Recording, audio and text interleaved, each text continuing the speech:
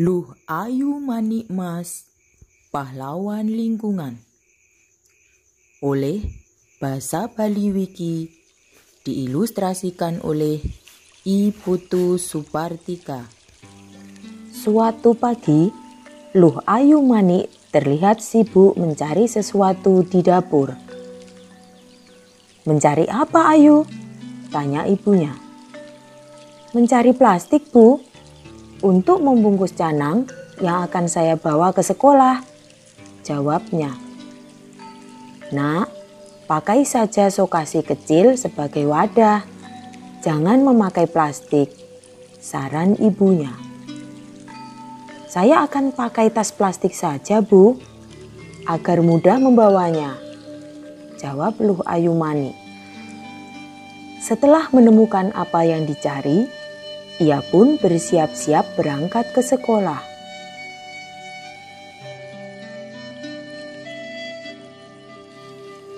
Sepulangnya dari sekolah hari itu, ia putuskan untuk menonton televisi saja. Sambil mencari-cari tayangan yang menarik untuk ditonton, ia melihat iklan yang menarik perhatiannya. Iklan tersebut bertujuan mendorong masyarakat Bali mengurangi penggunaan tas plastik, utamanya dikarenakan ada peraturan baru terkait hal ini. Setelah menonton tayangan setelah iklan tersebut, ia mematikan televisi dan makan.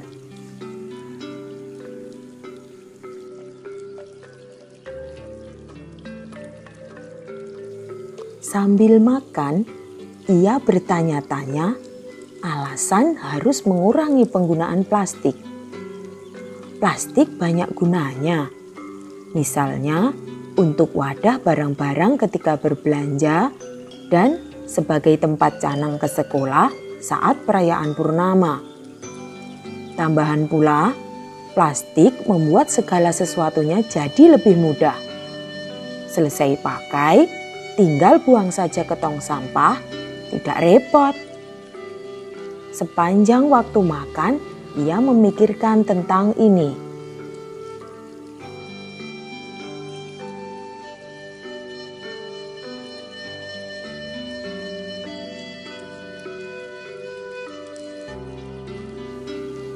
Ia masih memikirkan pesan iklan yang dilihatnya di TV, lalu memutuskan untuk membicarakannya dengan ibunya. "Bu, tadi saya lihat di televisi, katanya kita harus mengurangi penggunaan tas plastik. Kenapa begitu? Apakah plastik itu jelek?" Dengan serius ibunya menjawab. "Ibu tidak tahu, Ayu. Setiap hari ibu menggunakan tas plastik juga, dan sampai sekarang tidak ada masalah. Mungkin bahan yang digunakan untuk membuat plastik sekarang sudah semakin sulit didapat." "Oh, begitu," kata Ayu. "Baru pertama kali ini saya mendengarnya." Ibunya mengangguk. "Ibu juga baru pertama kali ini mendengarnya. Cobalah besok tanyakan pada gurumu tentang hal ini." "Baik, Bu, akan saya tanyakan," jawab Luh Ayu Manik.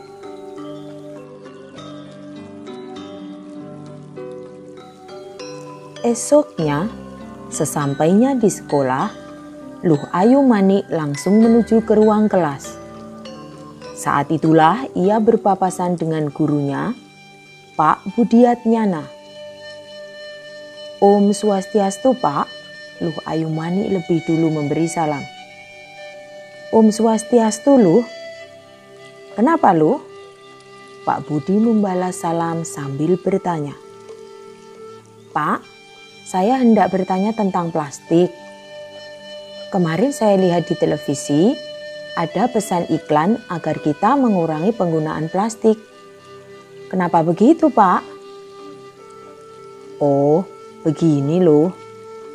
Sekarang pemerintah menghimbau agar kita mengurangi penggunaan plastik atau tas kresek.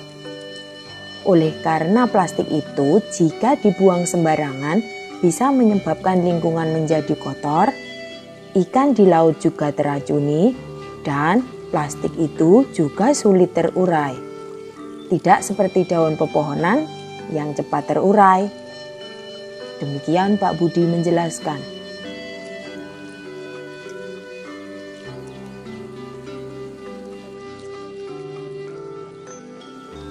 Saya di rumah biasa membakar plastik, Pak, dan hancur. Bagaimana maksud Bapak bahwa plastik butuh waktu sangat lama untuk terurai? Tanya Luh Ayu Manik. Jika plastik dibakar, akan semakin buruk akibatnya. Menghirup asap plastik yang terbakar bisa berdampak sangat buruk bagi kesehatan kita. Jelas Pak Budi. Oh, begitu.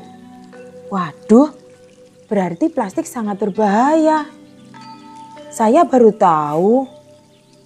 Luh Ayu Manik mendapatkan sebuah pelajaran penting. Namun, ia masih punya pertanyaan.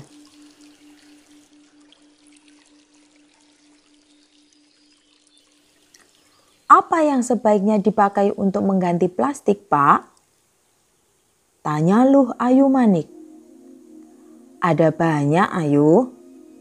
Jika berbelanja ke pasar, bawalah tas kain. Jika ke pura, wadahi canang dengan sokasi. Begitu pula ketika akan memohon air suci, jangan menggunakan plastik, tapi bawalah wadah dari rumah.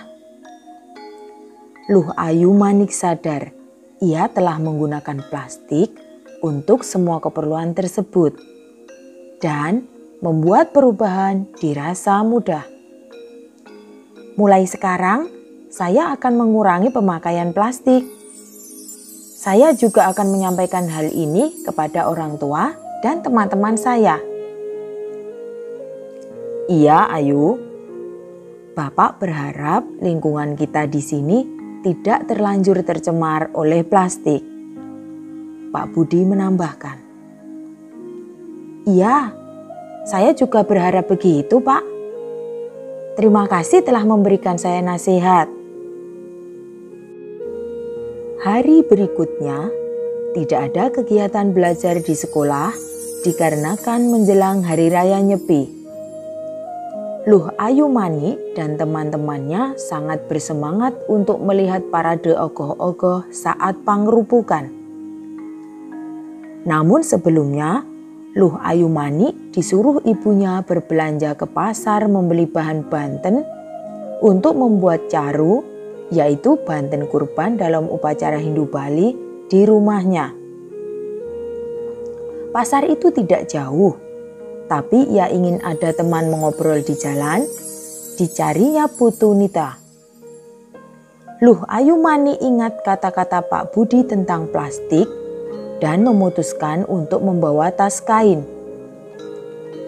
Sesampainya di depan rumah Putu Nita, Luh Ayu Manik lalu memanggil. Putu Nita, ini Luh Ayu Manik. Ayo berangkat bareng ke pasar.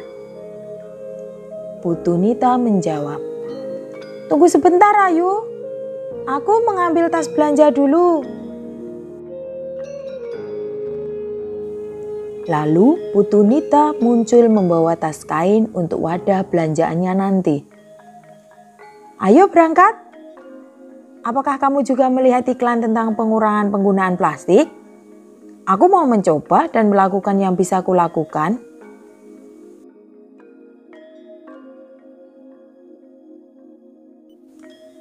Dalam perjalanan menuju pasar, Luh Ayu Manik dan Putu Nita berhenti sejenak di depan Balai Angklung, yaitu bangunan khusus tempat penyimpanan perangkat angklung.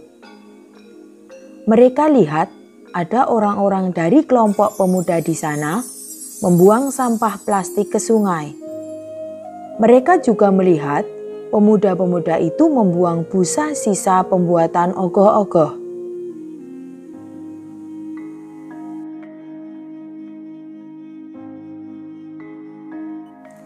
Saat perjalanan pulang dari pasar, Luh Ayu Manik dan Putu Nita menyaksikan Wayan dan Made membuang plastik. Jumlahnya sangat banyak, sehingga mereka harus menggunakan mobil bergerobak. Tidak hanya sisa bahan ogoh-ogoh saja yang dibuang, tetapi juga berbagai jenis sampah seperti botol plastik, kaleng, dan plastik pembungkus makanan. Banyaknya sampah mengakibatkan aliran sungai terhambat. Air sungai mulai meluap hingga ke tepi jalan. Petang itu, saat matahari terbenam di langit barat, masyarakat Hindu Bali sibuk mengaturkan caru dan segehan satu skutus, yaitu banten kurban yang paling kecil yang antara lain berisi nasi sebanyak 108 buah di rumahnya masing-masing. Lalu mereka menyalakan api menggunakan daun kelapa kering serta membunyikan alat seperti musik dengan keras. Luh Ayu Manik dan Putu Nita sudah berjanji akan menonton parade ogoh-ogoh bersama-sama. Pada waktunya, Luh Ayu Manik dengan cepat berhias, memakai kain, lalu pergi ke rumah Putu Nita untuk bertemu dengannya. Sesampainya mereka di jalan, ternyata jalanan sudah ramai oleh warga yang menunggu untuk menonton ogoh-ogoh. Semua orang takjub dan agak takut ketika raksasa-raksasa jahat dengan taring-taring panjang dan runcing, berambut acak-acakan, serta kuku panjang muncul di jalan. Wajah ogoh-ogoh yang dibuat seram itu dimaksudkan agar para makhluk halus yang jahat menjadi takut. Sorak-sorai para pemuda yang memikul ogoh-ogoh diiringi meriahnya suara gamelan. Parade ogoh-ogoh kali ini sangat menarik.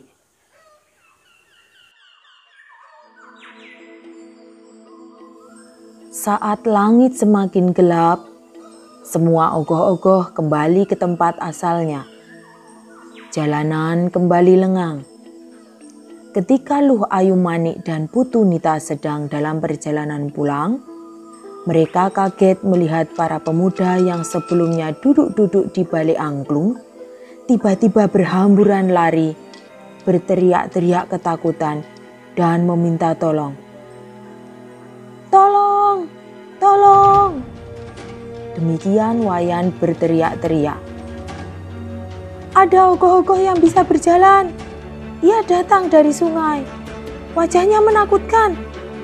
Badannya semuanya terbuat dari plastik."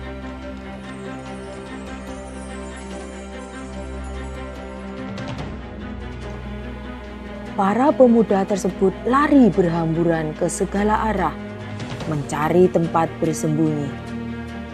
Luh Ayu Manik melihat sendiri wajah raksasa itu memang betul menyeramkan. Raksasa itu setinggi ogoh-ogoh, tapi seluruh badannya ditutupi plastik, busa, dan botol plastik. Matanya menyala seperti api, dan lidahnya panjang sekali hingga menyentuh tanah. Taringnya runcing, panjang, dan tajam. Melihat situasi itu, Luh Ayu Manik lalu menyuruh Putu Nita bersembunyi di balik semak-semak. Lalu Luh Ayu Manik mencari tempat bersembunyi untuk berubah wujud, bermahkota, dan berpakaian serba emas. Luh Ayu Manik Mas.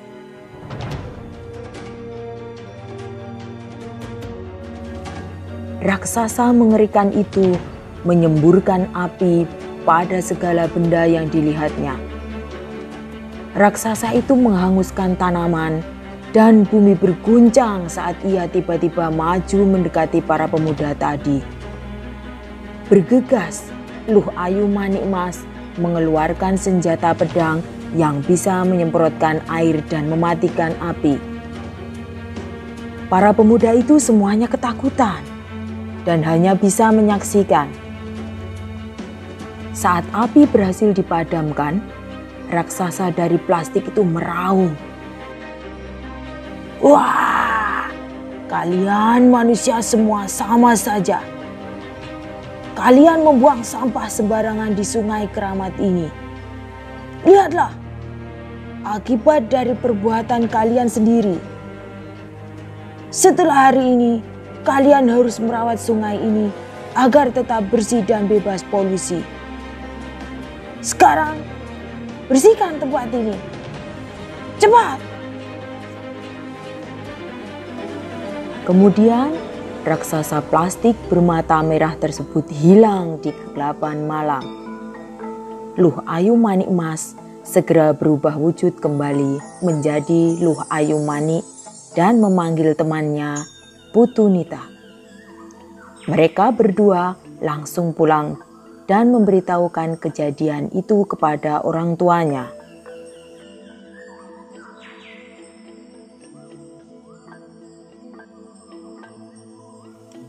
Esok lusanya, pada hari ngembak geni, Luh Ayu Manik memanggil semua temannya untuk bersama-sama membersihkan sungai. Mereka tidak akan membiarkan raksasa itu kembali lagi.